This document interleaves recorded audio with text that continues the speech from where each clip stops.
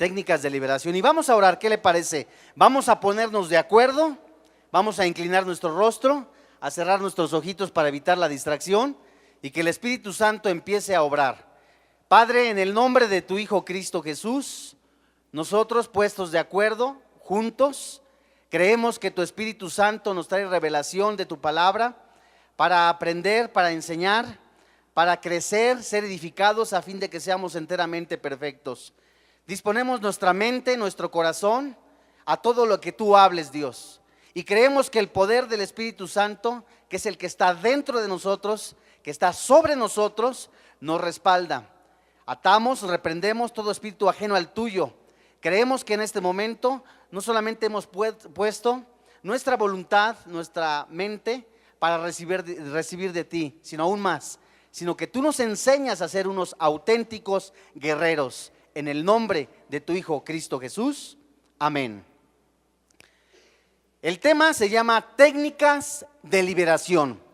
Se compone por 6 puntos: preparación para el ministro, requisitos para el ministrado, manifestaciones demoníacas, agrupaciones de demonios, cómo echar fuera los demonios, y terminando este bloque, el último tema, el último inciso se titula Consejo sabio para los que ministran liberación.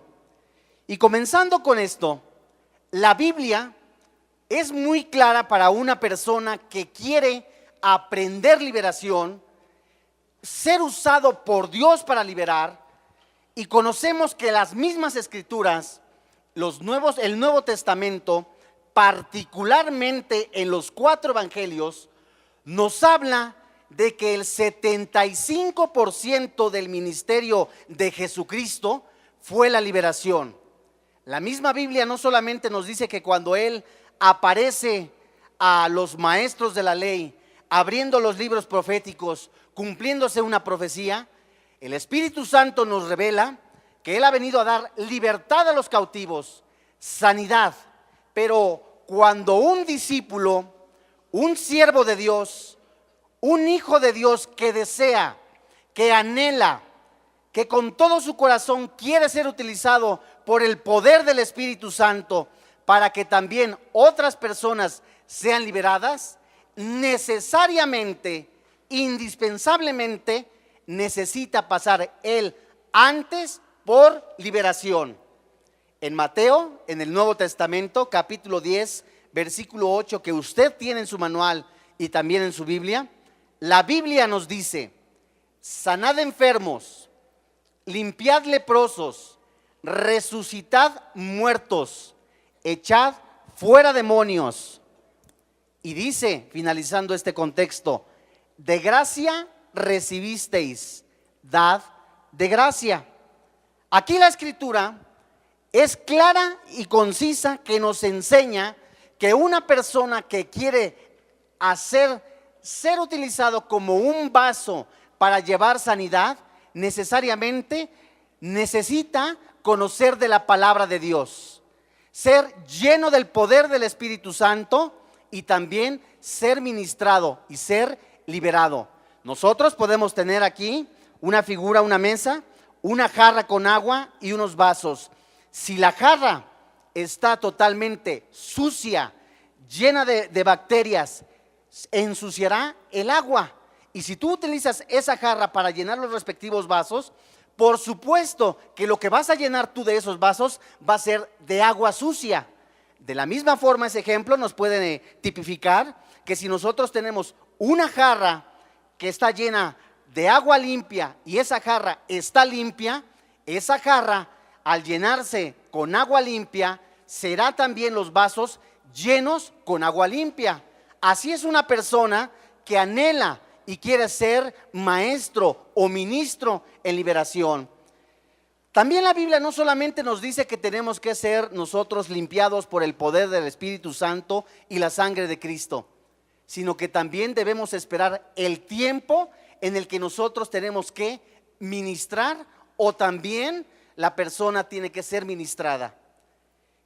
En Gálatas capítulo 1 versículo 15 dice la escritura: Pero cuando agradó a Dios que me apartó desde el vientre de mi madre, habla el apóstol Pablo, y me llamó por su gracia, revelar a su Hijo en mí, para que yo le predicase entre los gentiles, no consulté enseguida con carne y sangre, ni subí a Jerusalén a los que eran apóstoles antes que yo, sino que fui a Arabia y volví de nuevo a Damasco. Después, pasados 3 años, subí a Jerusalén para ver a Pedro y permanecí con él 15 días. Es decir, la persona, el ministro que va a llevar a cabo la liberación, va a tener una capacitación, una práctica guiado por el Espíritu Santo, en la que adquiera madurez, discernimiento por el Espíritu Santo, para que en el momento que se presente la liberación, conozca y sepa qué es el Espíritu que está influenciando en la persona que va a ministrar. Porque imagínate, tú puedes en algún momento, sí, ya recibiste a Jesús como tu Salvador personal, ya ok, ya te liberaron, pero ahora tienes que esperar un tiempo en el que vas a ser capacitado por el Espíritu Santo a través de la palabra, a través de la práctica, y cuando tú empieces a leer, a documentarte, a escudriñar, a leer libros también de hombres como Norman Parrish, Frank Hammond, conocedores de liberación, empezarás a discernir qué tipo de espíritus operan en una persona. Más adelante dice la palabra de Dios que dentro de esto también un ministro debe de cubrir ciertos requisitos. Los requisitos que debe de cubrir una persona que va a ser ministrada son 6. Entre ellos, el primero es honestidad. El segundo, humildad. El tercero, arrepentimiento. El cuarto, renuncia y restitución. Quinto, y creo que es unos de los que son más importantes, el perdón. 6, la oración. Y por último, la guerra espiritual. Vamos a ir viendo uno por uno qué es lo que nos dice la palabra de Dios, qué es lo que necesita una persona para ser ministrada, qué necesita el ministro para que el Espíritu Santo empiece a operar en la liberación. Vemos que los requisitos para el ministrado son: el primero, honestidad. ¿Qué es la honestidad? Es preciso que una persona que va a ser liberada primero sea honesto consigo mismo y con Dios. Yo no puedo llegar a la presencia de Dios cuando yo estoy viendo en mi corazón que pueda haber envidia, egocentrismo, vanidad, orgullo, y le pido yo a Dios y lo alabo y lo exalto, pero en mi corazón hay un reconocimiento primero de que hay pecado.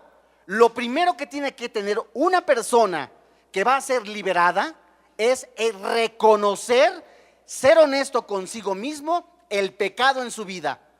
Y la Biblia nos lo dice. Vaya conmigo al Salmo capítulo 32, verso 5. La Biblia claramente nos lo dice en este contexto. Vamos a ver el Salmo 32, verso 5, y el Salmo 139, versículo 23 y 24. Es preciso ser honesto con Dios, con uno mismo, con los demás.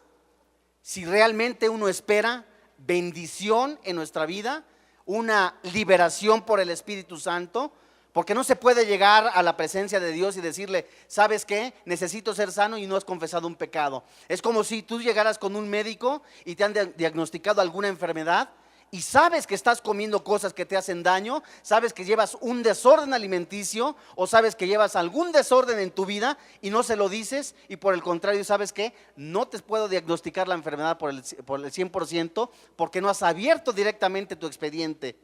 Salmo 32, versículo 5. Dice la palabra, ¿ya la tienen? Mi pecado te declararé. ¿Y qué?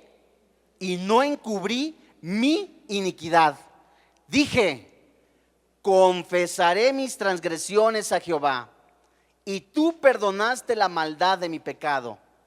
Fíjense ustedes, lo primero que tiene que hacer una persona que va a ser ministrada, sí es reconocer primero que tú eres un pecador, que hay pecado en tu vida, reconoces tu pecado, reconoces que hay algo oscuro en tu vida en la que está obstruyendo una auténtica sanidad en tu alma, una auténtica sanidad en tu espíritu.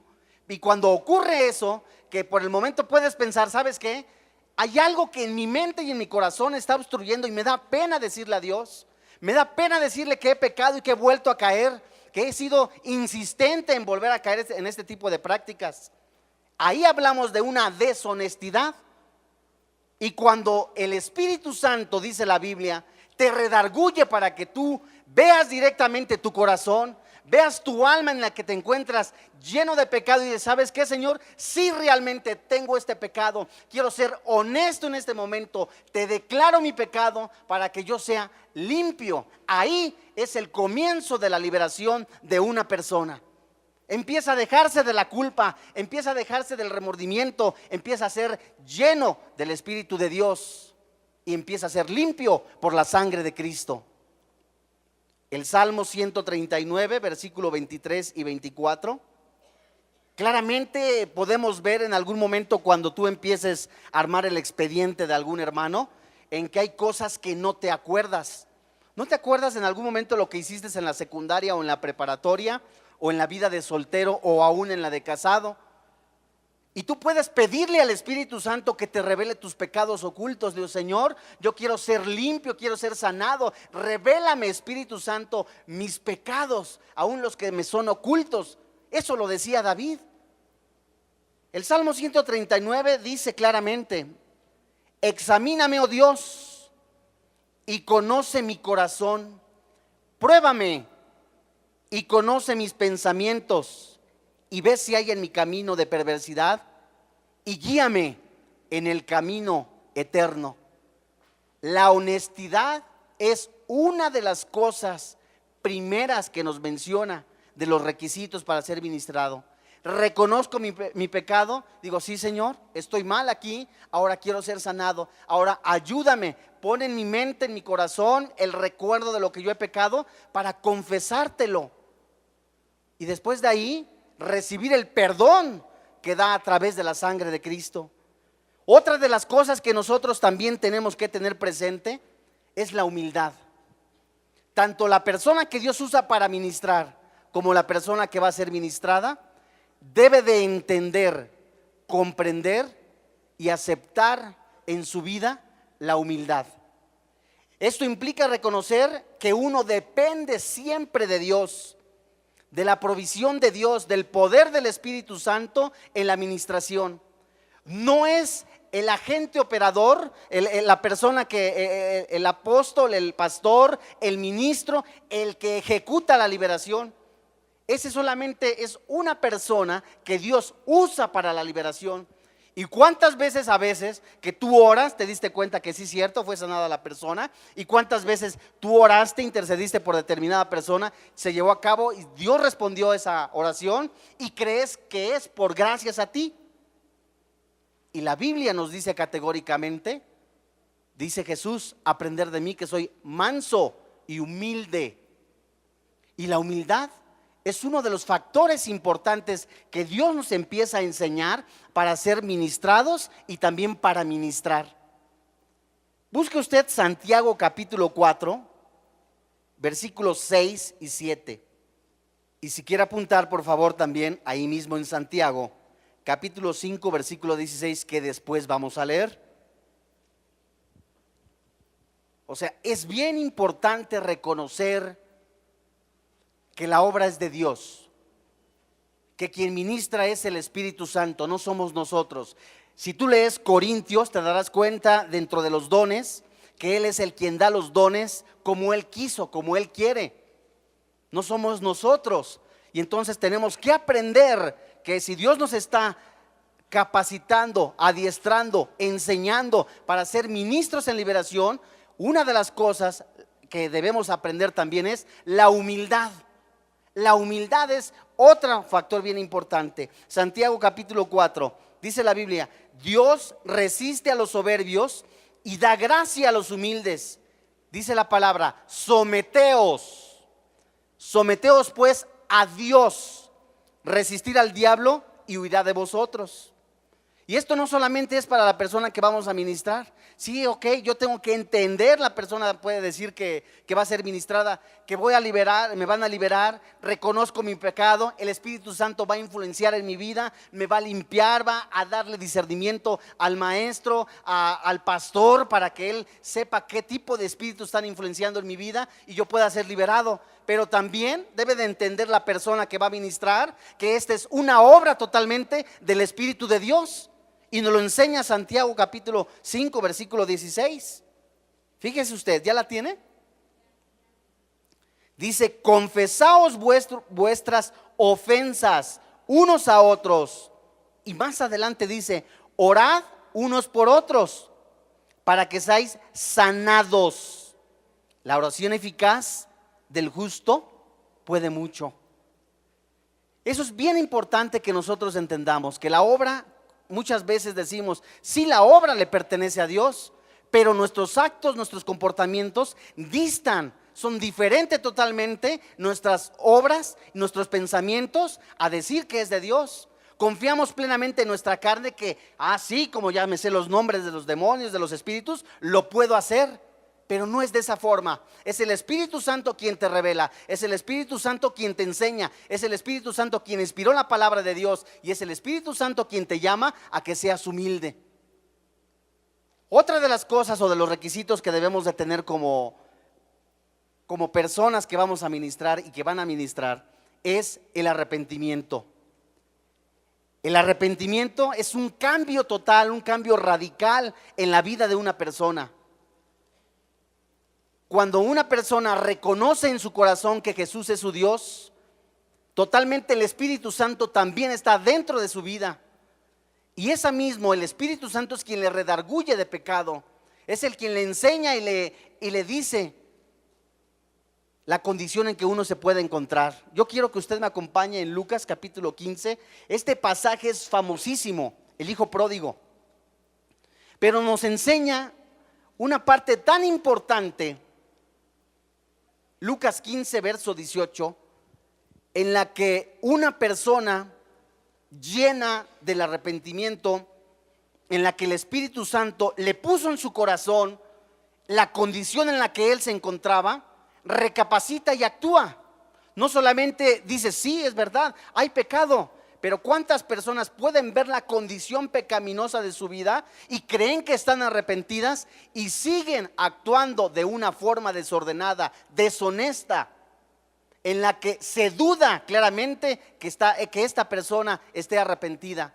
Varias veces podemos ver a una persona que puede estar llena de una adicción y dice, yo estoy arrepentido, pero sigue tomando droga o sigue bebiendo. Esa persona no está arrepentida. O una persona que cayó en adulterio, dice, ¿sabes qué? Yo ya he sido perdonado. Sí, has sido perdonado, pero no has sido lleno del poder del Espíritu Santo que te lleva el arrepentimiento. Y el verdadero arrepentimiento en el original, la palabra se escribe metanoia, que es cambio de forma de pensar, cambiar la dirección de las cosas que tú estabas haciendo mal para hacerlas en una forma correcta en medida que tú agrades a Dios.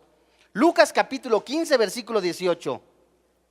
Después que el hijo pródigo se dio cuenta que gastó todo lo que el padre le dio como herencia, se encontró en una condición bastante lastimosa, sucio, económicamente hablando estaba sin dinero, solo. Y cuando él en su soledad, en su tristeza dijo, Padre, he pecado, dice el versículo 18, 17 voy a leer. Y volviendo en sí dijo, ¿cuántos jornaleros en casa de mi padre tienen abundancia de pan y yo aquí perezco de hambre? ¿Cuántos de nosotros quizás vemos y hay bendición en la vida de otros, pero estamos nosotros mismos en una condición pecaminosa que no dejamos que el Espíritu Santo opere en nuestra vida? Y si ¿cuántos han sido bendecidos en esta iglesia o en su propia familia? Pero otros no han sido bendecidos por el pecado, por la falta de arrepentimiento. Versículo 18 dice, me levantaré. Es decir, la condición tirada, caída de la persona en pecado que fue y que tuvo respuesta al Espíritu de Dios, que fue obediente, dijo: me levanto de esta condición, me arrepiento de vivir en esta forma, hizo que esta persona fuera con su padre y que le pidiera perdón. Dice el versículo 18: me levantaré e iré a mi padre y le diré: Padre, he pecado contra el cielo y contra ti, ya no soy digno de ser llamado tu hijo, hazme como uno de tus jornaleros. Una característica también del arrepentimiento es la humildad. La humildad, porque muchas veces podemos caer, y ¿sabes qué? Solamente cuando una persona cae, dice la palabra de Dios, que si 7 veces cayera el justo, 7 veces Dios lo levanta. Pero cuando tú reconoces realmente: sí, el Señor me vuelve a levantar, ya me arrepiento de mi pecado, hace ver a las demás personas con humildad, que todos podemos caer en algún momento, y no te hace verlos con soberbia. Muchos a lo mejor no han caído, no han tomado alguna copa de alcohol, pero son soberbios, y esa condición es un estorbo para que fluya el Espíritu de Dios. Y la característica que Dios nos muestra es la humildad. Insistentemente dice Jesús: aprended de mí, que soy manso y humilde. Otro de los requisitos es la renuncia y la restitución. La renuncia es dejar el mal. La renuncia es la acción que resulta del arrepentimiento. En Mateo capítulo 3, versículos 7 al 8, la Biblia nos dice claramente: si una persona realmente se arrepintió, si ya no tiene la condición de, ¿sabes qué? Ya me arrepentí, ok, caí en el pecado, quizás adulterio, fornicación, alcoholismo, drogadicción, llámale el pecado que tú quieras. La persona que humildemente dijo: sí, caí, ¿sabes qué? Reconozco mi pecado. Así como dice también Apocalipsis, empezó a hacer las primeras obras de ¿qué? Arrepentimiento. Y estas mismas obras de arrepentimiento son las que ven en una persona solamente que ha sido restaurada por el Espíritu Santo. Esa persona dará entonces pues el fruto del Espíritu Santo en su vida. Dice la Biblia: hacer pues frutos dignos de arrepentimiento. Si una persona bebía, tomaba alcohol y ya se arrepintió de ese pecado, ya no bebe, ya no toma. Si una persona fumaba, si se drogaba, ya no se droga. Ese es un fruto de arrepentimiento, porque sabe, como dice Pablo, que presenta su cuerpo en sacrificio vivo. ¿Sabes qué? Me cuesta trabajo, pero ¿sabes qué? Este cuerpo ya no me pertenece. El alma, mi espíritu ya no son míos, no los voy a ensuciar. Y por consiguiente, mi motivo de arrepentimiento o mi fruto de arrepentimiento es cuidar mi vida. Este estuche, el cuerpo, porque quien destruye el cuerpo, dice la palabra de Dios, Dios lo destruirá a él, porque es el templo del Espíritu de Dios. La palabra restitución significa restituir, la devolución de una cosa o cosas a su dueño o tenedor, o el establecimiento de una cosa o un estado original. ¿Qué significa? Ok, ¿sabes qué? Estoy reconociendo, soy honesto conmigo mismo, soy pecador, ya me puse a cuentas con Dios. Dentro de mi corazón el Espíritu Santo me dice que tengo que ser humilde, que tengo que hacer frutos de arrepentimiento. Ahora, ¿qué es la renuncia? ¿Qué es la restitución? Ya renuncio al pecado, estoy renunciando a las obras de la carne, ya no vuelvo a hacer lo que antes hacía. Ahora, ¿qué es restituir? Cuando Jesús estaba aquí en la tierra, que estaba pisando esta tierra, visitó y vio a un hombre llamado Zaqueo. Aquí mismo en Lucas capítulo 19, versículos 8 y 9. Este hombre era de pequeña estatura, Zaqueo o Zaqueo. Era una persona influyente en el gobierno. Tenía una posición, digamos, considerable, desahogado, pero muchos decían que era medio tranza. Cuando esta persona escuchó que Jesús iba a pasar por ahí, corrió a un árbol que se llama sicómoro. Son árboles grandes, gruesos, de tal forma que él subió al árbol para ver a Jesús. Y cuando Jesús lo vio, le dijo: Zaqueo, bájate de ahí, porque a tu casa voy a ir. Y él precisamente fue a su casa, le dijo a su esposa: ¿sabes qué? Vamos a hacer un banquete, vamos a hacer esto porque el Mesías viene. ¿En dónde cabe la palabra restitución? Cuando el mismo Espíritu Santo habla a través de nuestro Señor Jesucristo en estos versículos 8 y 9 de Lucas 19. Voy a leer desde el 6. Entonces, ¿ya tiene usted Lucas 19, 6?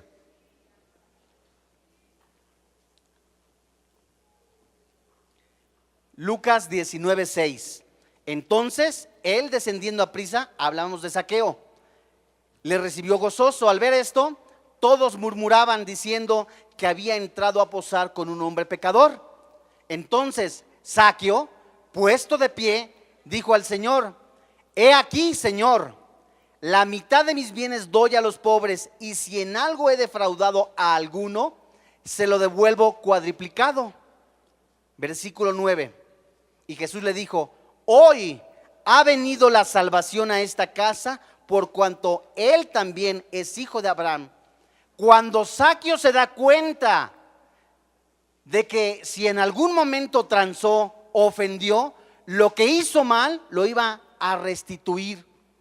En alguna forma, si tú ofendiste a tus padres, o que ya no están tus padres, o a tu esposa o a tu esposo, o robaste o transaste, ¿qué es lo que vas a hacer? Vas a restituir. Dice Pablo: soy deudor de todos en amor. Lo que hiciste en mal, ahora lo vas a hacer en bien, no para obras de salvación, sino como fruto de arrepentimiento. Y esto es lo que Dios nos empieza a mostrar, en que lo que antes hacíamos para mal, ahora lo tenemos que hacer para bien, para que el nombre de Jesús sea glorificado. Otra de las cosas que nuestro manual nos enseña es el perdón. ¿Y cuántas veces nos cuesta trabajo perdonar? Qué difícil para muchos es perdonar, o cuántas veces nos cuesta a nosotros trabajo perdonar. Dios perdona libremente a todos los que confiesan sus pecados y piden perdón por medio de su Hijo. Dice Primera de Juan capítulo 1 versículo 9: si confesamos nuestros pecados, Él es fiel y justo para perdonar nuestros pecados y limpiarnos de toda maldad. La voluntad de perdonar a otro es absolutamente esencial para la liberación. O sea, no podemos ser liberados si no hemos perdonado. Yo quiero que me invite a que me acompañe en Mateo capítulo 18, en donde este texto nos enseña de una forma tan clara la necesidad del perdón en nuestra vida. ¿Y qué sucede cuando uno no perdona? Mateo 18, del 21 al 35. Mateo capítulo 18, versículo 21 al 35. O sea, qué clara es la palabra de Dios cuando nos enseña esta área tan importante que se llama perdón. Esta área, cuando nosotros no perdonamos, es claramente que una persona que no perdona, hay rebeldía, hay soberbia, hay vanidad, hay orgullo. Fíjese usted, y una persona así no puede ser liberada, ni tampoco puede ministrar, porque va a contagiar a los demás. Fíjese usted, versículo 21.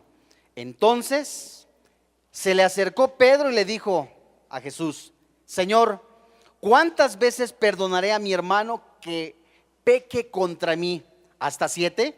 Jesús le dijo: no te digo hasta 7, sino aún hasta 70 veces 7. Y el cuadro que se nos presenta a continuación muy claramente se puede presentar en nuestra vida si no hemos aprendido lo que es el perdón. Versículo 23. Por lo cual el reino de los cielos es semejante a un rey que quiso hacer cuentas con sus siervos. Y comenzando a hacer cuentas, le fue presentado uno que le debía 10,000 talentos. A este, como no pudo pagar, ordenó su señor venderle, y a su mujer y a hijos, y todo lo que tenía, para que se le pagase la deuda. Entonces aquel siervo, postrado, le suplicaba diciendo: Señor, ten paciencia conmigo, y yo te lo pagaré todo. El señor de aquel siervo, movido a misericordia, le soltó y le perdonó la deuda. Pero saliendo aquel siervo, halló a uno de sus consiervos que le debía 100 denarios, y haciendo de él, le ahogaba diciendo: págame lo que me debes. Entonces su consiervo, postrándose a sus pies, le rogaba diciendo: ten paciencia conmigo y yo te lo pagaré todo. Mas él no quiso, sino fue y le echó en la cárcel hasta que pagase la deuda. Viendo sus consiervos lo que pasaba, se entristecieron mucho y fueron y se refirieron a su señor todo lo que había pasado. Entonces, llamándole su señor, le dijo: siervo malvado, toda aquella deuda te perdoné porque me lo rogaste. ¿No deberías tú también tener misericordia de tu consiervo, como yo tuve misericordia de ti? Entonces su señor, enojado, le entregó a los verdugos hasta que pagase todo lo que le debía. Dice Jesús: así también mi Padre Celestial hará con vosotros si no perdonáis de todo corazón cada uno a su hermano sus ofensas. Es claro entender que una persona que no ha sido perdonada o que no tiene el don del arrepentimiento, porque esto es un don de decir: sabes que me arrepiento de mis pecados. ¿Cómo pues? No he entendido claramente, sabes que Dios me perdonó mis pecados. Quizás en muchos, los adulterios, las fornicaciones, el alcoholismo, el robo, el chantaje, Dios ya me perdonó eso. Y eso, ¿sabes qué? Como regalo principal para eso era el infierno. O sea, no entendemos claramente que la condición de pecado de un ser humano era el infierno. Y cuando alguien te ofende, estás muy digno, estás muy sácale punta, ¿cómo es posible? Me hizo esto, me abandonaron, me dejaron. ¿Y sabes cómo lo voy a perdonar? O sea, no has entendido el perdón, no has entendido el arrepentimiento en tu vida, no has entendido claramente el perdón de Dios, de Dios para con tu vida. Cuando tú ves esto, te comparas claramente a estos siervos. No has entendido claramente la necesidad de perdonar. O cuando cae una persona, no vas y la levantas, sino que andas cuchicheando y murmurando. Eso no es una condición de un siervo de Dios ni de una persona. Eso no te va a conducir, por supuesto, a ningún camino fácil, a un camino de Dios. Lo mismo es con la falta de perdón. En vez de que, sabes que te hizo un daño, sabes que lo perdono y lo bendigo. Jesús, vuelvo a insistir, decía: aprender de mí que soy manso y humilde. Imagínate Jesucristo que fue crucificado en la cruz, desnudo. Los historiadores así es como lo describen: desnudos, hinchones. Y no les dijo: ¿sabes qué? Ahorita me las pagan.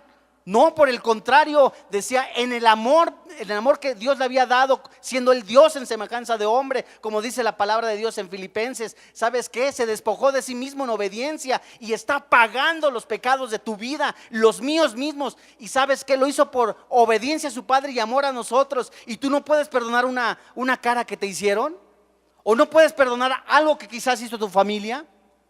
Cada uno de nosotros sí tenemos un pasado y llegamos a Cristo, ¿sabes qué? Lastimados, con heridas, con abandonos, con rechazos, con soberbia. Pero cuando tú no entiendes el verdadero amor de Jesucristo en tu vida, el que te lleva al perdón, no puedes ministrar, ni tampoco, ¿sabes qué? Te pueden ministrar porque está esa raíz y tienes que soltarla. Es como una piedra, esa piedra está estorbando, estás cargándola.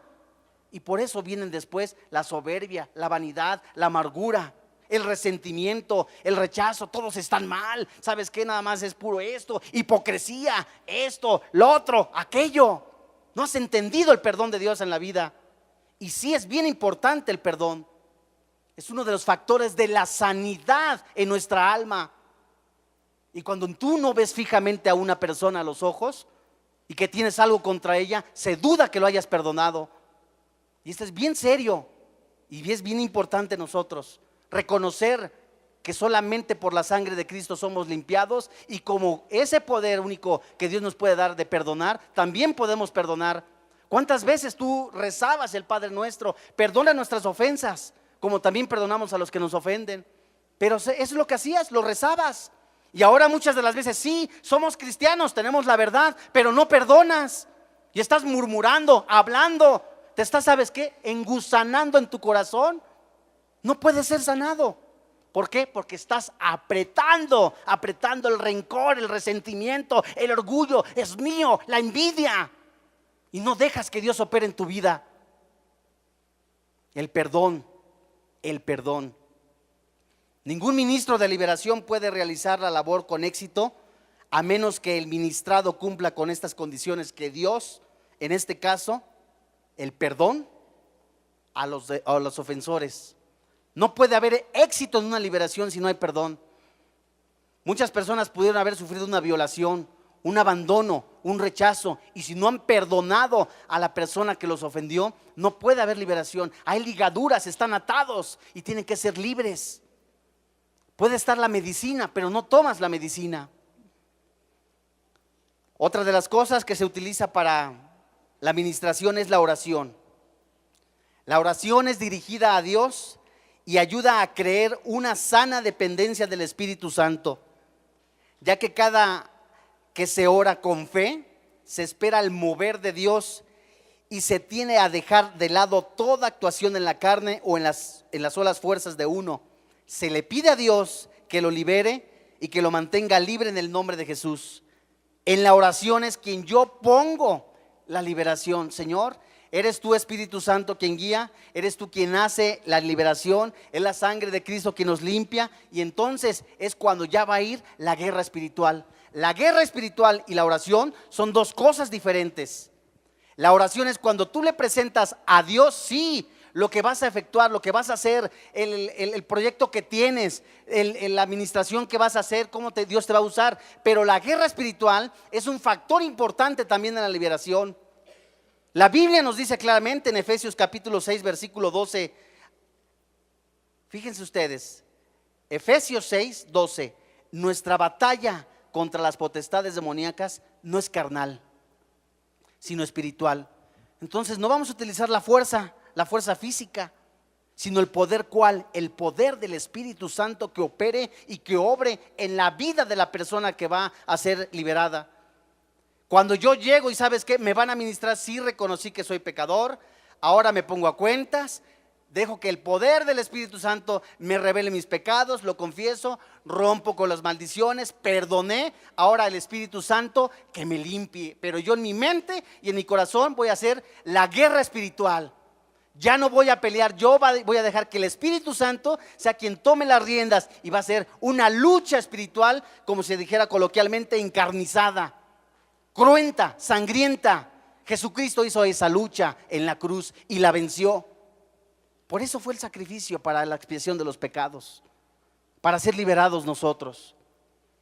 Es indispensable usar como armas la sumisión de Dios. Y saben ustedes, cuando por ejemplo yo empiezo a orar por la liberación, la guerra espiritual es empezar a atar y reprender, enfrentarse sí como autoridad, dependiendo del poder del Espíritu Santo, en el poder del Espíritu de Dios, con la espada de la verdad que es la misma palabra. Y entonces sí, confrontarme espiritualmente, decir, en el nombre de Jesús te ato, te sujetas. Y los elementos que Dios nos da para una guerra espiritual son la sangre de Cristo, la palabra de Dios y el testimonio de nosotros como creyentes. Lo voy a repetir. Los elementos que se necesitan para la liberación de una persona, dice Santiago capítulo 4 versículo 7, es la sujeción a Dios. Apocalipsis 12:11, la sangre de Cristo. Efesios 6:17, la palabra de Dios.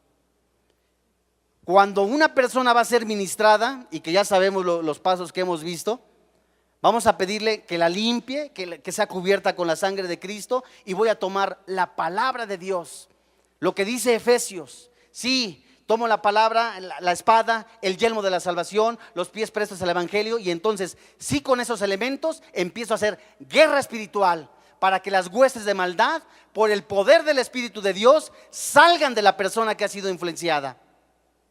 En Marcos capítulo 16, versículo 17, es claramente el respaldo de una persona que va a ministrar, que nos dice la palabra de Dios. El respaldo es absolutamente del poder del Espíritu Santo. Es una promesa que Dios hace a aquellos que desean y que anhelan llevar el evangelio de la paz, el consuelo y la liberación a los cautivos, a las personas que Dios ha preparado para que sean liberadas. Dice Marcos 16, 17: y estas señales seguirán a los que creen. No va a ser ni por mi esfuerzo, no va a ser tampoco ni por mi forma de pensar correctamente, sino va a ser en el nombre de Jesús, en el cual voy a liberar y van a salir fuera los demonios. Dice Marcos 16, 17: y estas señales seguirán a los que creen. En mi nombre echarán fuera demonios, hablarán nuevas lenguas. Y en Lucas capítulo 10, versículo 19, el Espíritu Santo nos lo confirma de nuevo. He aquí, os doy potestad de hollar serpientes y escorpiones, y sobre toda fuerza del enemigo, y nada os dañará. Cuando no tenemos la experiencia y que no entendemos o comprendemos que esto es un terreno totalmente espiritual, aplicamos la fuerza y un sentido común no propio. ¿Qué quiere decir esto? La mente humana, la mente carnal. Cuando yo sé por completo que esta es obra del poder del Espíritu Santo, es quien Él va a hacer la guerra espiritual y no yo, y que así a mí me va a utilizar con mi boca y con la palabra de Dios. Sé que la victoria ya la tengo. En el nombre de Jesús a mí nada me va a dañar, ya sea una persona que sí reconoció que anduvo en el satanismo, que anduvo en adulterio, que anduvo en violencia, ya esa persona bien humillada a los pies de Dios y le dice: Señor, quiero ser sanado. Y entonces hay un común acuerdo entre los dos, guiados por el Espíritu Santo para hacer esta persona ser limpiada. Yo, en el nombre de Jesús, no se me va a venir encima. Tengo el poder y la autoridad por el Espíritu Santo de poderla atar, y no voy a tener temor, ni le voy a tener miedo, porque sé que el Espíritu Santo me está respaldando. Y si es cierto, es claro que también hay manifestaciones en personas que han sido influenciadas por espíritus del mal, por demonios. ¿Cuáles son estas manifestaciones? Estas manifestaciones, cuando nosotros empezamos a entender, a comprender, a ser enseñados de la liberación, vamos a mencionar tan solo algunas de las manifestaciones que se pueden presentar en una persona influenciada por demonios. Manifestarse significa que al salir el demonio de su escondite en la persona, causa alguna conducta visible en el cuerpo usando la voz, ya sea la persona o con otra voz diferente. Yo no sé cuántas personas vieron en algún momento la película El Exorcista. Cuando yo estuve metido en la religión popular, empecé a investigar sobre eso. El señor Diego Monroy Ponce, actual rector de la Basílica de Guadalupe, nos comentaba que la película El Exorcista fue un caso real. La mujer realmente se manifestaba de esa forma. Y estas manifestaciones no son un truco cinematográfico. En una persona influenciada por espíritus del mal, por demonios, se pueden ver y se pueden escuchar. Esto es real. También pueden emitir ruidos extraños o incluso hablar en idiomas desconocidos por la persona oprimida. Tienen conductas totalmente ajenas a una persona normal, y dependiendo del espíritu que influya en la persona va a ser la manifestación. Algunas de las manifestaciones de la persona enchamucada, por decirlo de esta forma, es temblor en el cuerpo, convulsiones, temblor en los párpados. Tú empiezas a ver que la persona se empieza a manifestar. ¿Qué tiene? Pues está sudando, tiene temblor en el cuerpo, tiene calambres en las extremidades inferiores y superiores, empieza a llorar, tiene llanto, tiene escalofrío, elevación de la temperatura, tiene como calentura, como fiebre, hace ruidos extraños, grita o se empieza a burlar. Todas estas manifestaciones tienen un nombre y Dios nos los empieza a dar como revelación. La risa burlona puede ser el espíritu de burla. El hormigueo en las manos y piernas puede ser una influencia de algún espíritu de impureza sexual. La deformación y señas obscenas, satánicas en las manos es también una influencia de un espíritu de brujería, de hechicería o de impureza sexual. Hay insultos, hay lenguas extrañas, y muchas veces vamos a ver una persona que la están liberando y se empieza a ir para atrás y empieza a hacer los ojos en blanco. Esa es una muestra clara de una persona que tiene el espíritu de muerte. Y todo eso lo tenemos que aprender para poder empezar nosotros a operar en liberación. Si no vas a hacer, se empieza a revolcar, empieza a saltar y no sabes qué hacer. Y Dios te empieza a decir qué es lo que tienes que hacer. Tienes que ir a la palabra de Dios, tienes que consultar libros, tienes que ir más allá de lo que nos ofrecen aquí, porque no es aquí nada más, aprender más. ¿Qué dicen los grandes padres de la liberación? Hay un libro muy famoso, se llama Cerdos en la Sala. Ese libro te enseña inclusive hasta qué huelen los espíritus, y esto es real. Esto existe y tenemos que aprenderlo, porque dice la palabra de Dios que no ignoramos sus maquinaciones. El grado de manifestaciones en el individuo no es un indicativo de la efectividad de la liberación. ¿Qué significa esto?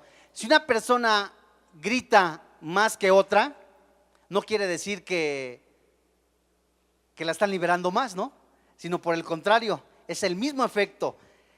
La mayoría de las veces se recomienda decirle a la persona que está siendo influenciada por espíritus del mal: ¿sabes qué? No gritas, no haces panchos, no te carcajeas, y todo esto en el nombre de Jesús. Y te aseguro que pasa, y no grita la persona. Solamente te digo que salgas por medio de bostezos, de silbidos, de tos, de estornudos, tal como nos lo enseña el manual de aprendizaje. Decíamos que hay influencia de demonios. Hay infinidad de familias que vamos a ver en el manual que pueden estar dentro de la persona enchamucada.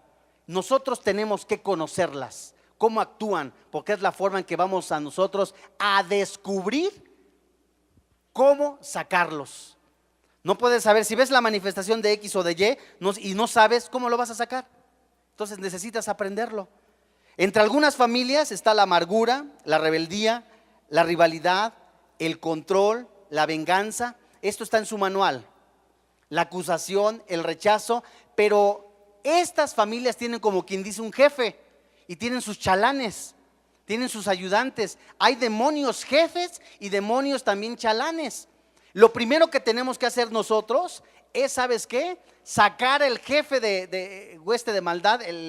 Por ejemplo, podías mencionar la esquizofrenia. En el nombre de Jesús ya sabes que por ahí entró la esquizofrenia. Sacas primero el de esquizofrenia y después los chalanes. Dentro de la familia de la esquizofrenia está el doble ánimo. Y fíjense ustedes, el núcleo del esquizofrénico es el rechazo y la rebeldía. Estos también forman parte de una persona endemoniada. El rechazo y la rebeldía, la paranoia, la confusión, la indecisión. Todo esto nosotros tenemos que conocerlo, porque debemos de aprender a liberar. Y la liberación es algo serio, en el que si no sabemos aplicarlo, no va a ser una liberación con éxito como Dios quiere. ¿Y cómo debemos echar los demonios? Asegurándonos que primero la persona sea cristiana, que esté arrepentida, que haya confesado sus pecados y que haya perdonado. Vamos a tomar en serio la autoridad como ministro, y vamos a tomar la autoridad sobre las huestes de maldad. Las atamos, todas esas potestades, les prohibimos que entre ellos mismos, esto es algo organizado, los espíritus mismos que están dentro de una persona se hablan entre sí, se comunican entre sí y se ponen de acuerdo para no salir. La misma Biblia dice que sale uno y regresa con otros 7. Por eso es bien importante que la persona que ha sido liberada conozca de liberación, sea madura en el Señor y sepa mantener su liberación. Si no, a cada rato va a estar cayendo en una clínica de liberación. No mantiene una liberación importante en su vida. Manda un ministro a todos los demonios que se desenganchen. Norman Paris en su libro recomienda que la persona que va a ser ministrada no se tome de las manos, porque espiritualmente los demonios se pueden entrelazar. Si se ministra a más de una persona o se ministra en grupos, debemos de prohibirle a los espíritus a que cada uno se pongan de acuerdo y se ayuden entre sí. O sea, tú le vas a decir, espíritu fulano o mengano, se ensordecen, se enmudecen, no se ponen de acuerdo en el nombre de Jesús y salen. Y les llamas por su nombre. Es bien importante llamarles por su nombre. Hay quien recomienda platicar con ellos. Hay una persona muy importante que escribió un libro de liberación. Ella recomendaba preguntarle su nombre. Y hay quien dice que no debe preguntarle su nombre. ¿A quién le hacemos caso, no? Por supuesto que al Espíritu Santo. Pero si tú empiezas a conocer, sabemos que Satanás es mentiroso y engañador. Y por eso nos vamos a guiar por lo que el Espíritu Santo nos revele. Y si ya te revela tal nombre de un demonio, sacas al chamuco y sacas a los chalanes para que no te engañe. Hay por lo menos 2 casos de liberación de Jesucristo, que hizo Jesucristo con imposición de manos. Estas se mencionan en Lucas capítulo 4, versículo 39. Se nos dijo que Jesús reprende a la fiebre y que trató a la fiebre como una personalidad. Esto indica que la fiebre era demoníaca. Y un relato paralelo se encuentra en Mateo capítulo 8, versículo 15. Dice, y tocó su mano y la fiebre la dejó. Un segundo ejemplo de imposición de manos para liberar una persona fue el caso de la mujer que estaba atada por un espíritu de enfermedad. Eso lo encontramos en Lucas capítulo 13, versículo 11 al 13. Dice la palabra, y había allí una mujer que desde hacía 18 años tenía espíritu de enfermedad y andaba encorvada y en ninguna manera se podía enderezar. Cuando Jesús la vio, la llamó y le dijo, mujer, eres libre de tu enfermedad, y puso las manos sobre ella y ella se enderezó luego y glorificaba a Dios. Esta es otra de las maneras que Dios nos enseña de liberar. Puedes empezar a liberarla. Sé sana en el nombre de Jesús. Eres libre por el poder del Espíritu Santo y la persona puede realmente ser liberada. Y terminando nuestra clase, un consejo sabio para los que ministran liberación. No podemos llevar a liberación a una persona recién convertida. No podemos llevarla luego a la liberación porque es una persona que apenas empieza a conocer de Dios. Y es bien importante que esta persona que está influenciada por los demonios primero conozca de la salvación de Jesucristo, de su enseñanza, y que el Espíritu Santo le enseñe el tiempo en que tiene que ella recibir la liberación. Esta persona podía recibir la liberación, pero muy posiblemente no la entendería y podría volver a caer. Y el Espíritu Santo es quien nos enseña el tiempo en que la persona va a ser ministrada. Hemos aprendido algunas de las cosas más importantes que el Espíritu Santo nos enseña para llevar a cabo la liberación. De nosotros depende, a través de la misma palabra de Dios, que nosotros aprendamos y que la llevemos a cabo. Pero sobre todo esto, el amor. El amor, si no lo haces con amor, si nada más lo haces para ser visto, necesitas claramente, si Dios se dio a sí mismo por amor, si no hay amor de nada sirve, dice Primera de Corintios. Puedes tener el mejor de los títulos, puedes ser el más famoso predicador, pero no tienes amor, entonces de eso no sirve, vas a ser una campana sin ruido, sin sonido. Esto es una cosa seria. El amor cubre multitud de pecados. Y sin amor, olvídate. Y la humildad. Vamos a orar y vamos a darle gracias a Dios para pasar al siguiente tema. Y dice la palabra de Dios, aprender de mí, dice Jesús, que soy manso y humilde. Y Espíritu Santo, te damos muchas gracias porque nos sigues enseñando técnicas para liberar y para ser liberados. Porque estamos en un tiempo, en un camino que es este mundo que día con día está enfermo, lleno de cosas echadas a perder, putrefactas, en las que solamente nos llevan a la destrucción. Ciertamente estamos en este mundo no como ciudadanos, sino como peregrinos y extranjeros, a luchar, a ser guerreros que así como un soldado se va a un campo extranjero a defender su bandera, así nosotros, nuestra bandera es Jesucristo y somos hijos de Dios en este momento. Somos guerreros y queremos llevar a cabo no solamente una liberación en nuestra vida, sino llevar la liberación, la sanidad en el nombre de Jesucristo a donde tú nos mandes. Y Dios, en este momento te damos gracias porque nos sigues enseñando a través de tu palabra, de tu verdad, lo que tú quieres para tu iglesia, el crecimiento, pero por sobre todo el amor y la libertad.